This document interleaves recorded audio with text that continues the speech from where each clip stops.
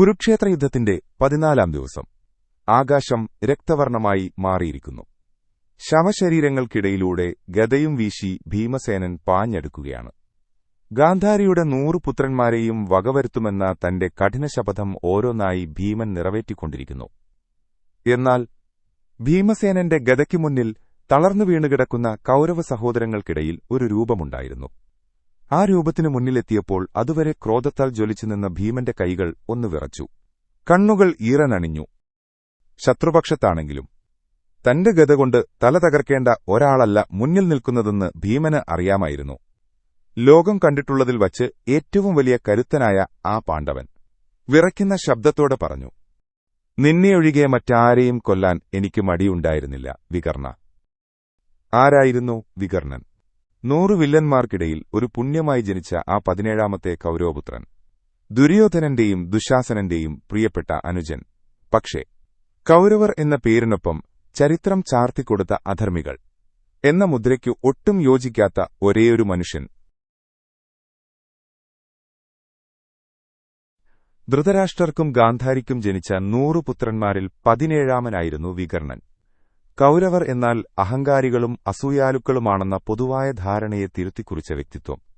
കുട്ടിക്കാലം മുതൽക്കേ ദുര്യോധനന്റെയും ദുശാസനന്റെയും വഴികളിൽ നിന്ന് വികർണൻ വ്യത്യസ്തനായിരുന്നു. പാണ്ഡവരോട്, പ്രത്യേകിച്ച് അർജുനന്റെ വില്ലാളി വീരത്തോടും ഭീമന്റെ കരുത്തിനോടും വികർണന് വലിയ ബഹുമാനമായിരുന്നു.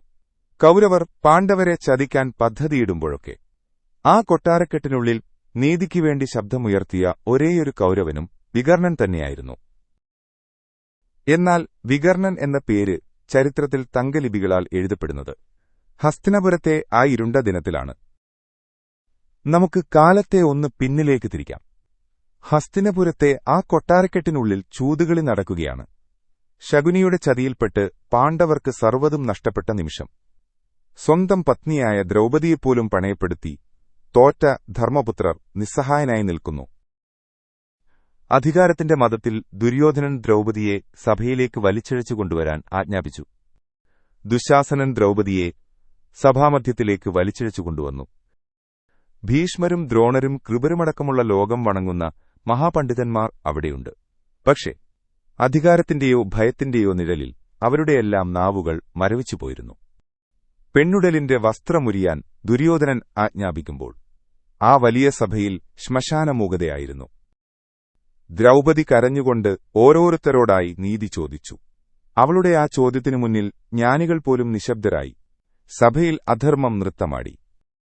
ഈ സമയം സഭയിലെ മൌനം ഭേദിച്ചുകൊണ്ട് ഒരു സിംഹഗർജനം മുഴങ്ങി. അത് വികർണന്റേതായിരുന്നു. തന്റെ മൂത്ത ജ്യേഷ്ഠന്മാരുടെ കണ്ണിലെ കനലുകൾ അവഗണിച്ചുകൊണ്ട് വികർണൻ എഴുന്നേറ്റു നിന്നു. സഭയിലെ മുതിർന്നവർ പോലും മിണ്ടാതിരുന്നപ്പോൾ വികർണൻ തന്റെ സ്വന്തം സഹോദരങ്ങളെ വിരൽ ചൂണ്ടി ചോദ്യം ചെയ്തു. ഒരു സ്ത്രീയെ അപമാനിക്കുന്നത് കുലത്തിന്റെ നാശമാണ്. ധർമ്മപുത്രർ സ്വയം പണയപ്പെടുത്തി തോറ്റതിനുശേഷം പത്നിയെ പണയപ്പെടുത്താൻ അദ്ദേഹത്തിന് അവകാശമില്ല. മഹാരാജാവേ, സഭ്യന്മാരെ, ഈ സഭ മൌനം പാലിക്കുന്നത് വലിയ പാപമാണ്. വികർണന്റെ ശബ്ദം ആ കൊട്ടാരത്തിൽ പ്രതിധ്വനിച്ചു. ദ്രൗപദി ചോദിച്ച ചോദ്യങ്ങൾക്ക് നിങ്ങൾ മറുപടി പറയണം. ഇത് നീതിയല്ല, പൈശാചികതയാണ്. വികർണൻ വിറയ്ക്കുന്ന ശബ്ദത്തോടെ തന്റെ സഹോദരങ്ങളെ നോക്കി പറഞ്ഞു. അന്നത്തെ ആ സഭയിൽ കൌരവപക്ഷത്തുനിന്ന് ദ്രൗപദിക്കുവേണ്ടി സംസാരിച്ച ഏക വ്യക്തി വികർണനായിരുന്നു. വികർണന്റെ ആ വാക്കുകൾ കേട്ട് ദുര്യോധനൻ ഞെട്ടിപ്പോയി. സ്വന്തം അനുജൻ തനിക്കെതിരെ സംസാരിക്കുമെന്ന് അവൻ സ്വപ്നത്തിൽ പോലും കരുതിയില്ല. കർണൻ വികർണനെ തടയാൻ നോക്കി. നീ വെറുമൊരു കുട്ടിയാണ്. മുതിർന്നവർ സംസാരിക്കുമ്പോൾ ഇടയിൽ കയറരുത് എന്ന് കർണൻ ആക്രോശിച്ചപ്പോഴും വികർണൻ കുലുങ്ങിയില്ല. താൻ ജനിച്ച കുലത്തേക്കാൾ വലുതാണ് താൻ വിശ്വസിക്കുന്ന ധർമ്മമെന്ന് ആ യുവാവ് വിളിച്ചു പറഞ്ഞു. പക്ഷേ അധികാരത്തിന്റെ മതം തലയ്ക്കുപിടിച്ച ദുര്യോധനൻ വികർണനെ പുച്ഛിച്ചു തള്ളി. ദ്രൗപദി അപമാനിക്കപ്പെട്ടപ്പോൾ വികർണൻ സഭ ഉപേക്ഷിച്ച് ഇറങ്ങിപ്പോയി. യുദ്ധം ഒഴിവാക്കാൻ കഴിയാത്ത വിധം ഹസ്തിനപുരത്തിന്റെ ആകാശം കറുത്തിരുണ്ട കാലം. പാണ്ഡവർക്ക് രാജ്യം തിരിച്ചു നൽകണമെന്നും യുദ്ധം ഒഴിവാക്കണമെന്നും വികർണൻ പലതവണ ദുര്യോധനനോട് അപേക്ഷിച്ചു. എന്നാൽ വിധി മറ്റൊന്നായിരുന്നു. യുദ്ധം തുടങ്ങിയപ്പോൾ വികർണൻ ഒരു വലിയ ധർമ്മസങ്കടത്തിലായി. അദ്ദേഹത്തിന്റെ മനസ്സ് പാണ്ഡവർക്കൊപ്പമായിരുന്നു. എന്നാൽ ശരീരം കൌരവരുടേതായിരുന്നു. താൻ ജനിച്ച മണ്ണിനോടും തന്നെ സ്നേഹിച്ച ജ്യേഷ്ഠന്മാരോടുമുള്ള കടപ്പാട് അദ്ദേഹത്തെ കൌരവപക്ഷത്ത് നിർത്തി. ഇത് ഭീഷ്മർക്കോ ദ്രോണർക്കോ ഉള്ള വലിയ പ്രതിജ്ഞകൾ നിറവേറ്റേണ്ടതിന്റെ ധർമ്മസങ്കടം ആയിരുന്നില്ല, മറിച്ച് ഒരു യുവാവിന്റെ ആത്മബലിയായിരുന്നു.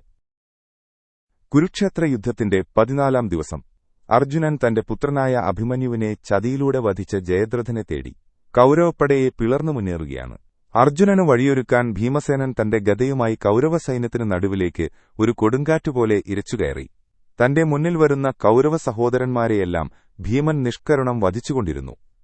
എന്നാൽ ഭീമസേനന്റെ ഗദയ്ക്കു മുന്നിൽ തളർന്നു വീണുകിടക്കുന്ന കൌരവ സഹോദരങ്ങൾക്കിടയിൽ ഒരു രൂപമുണ്ടായിരുന്നു.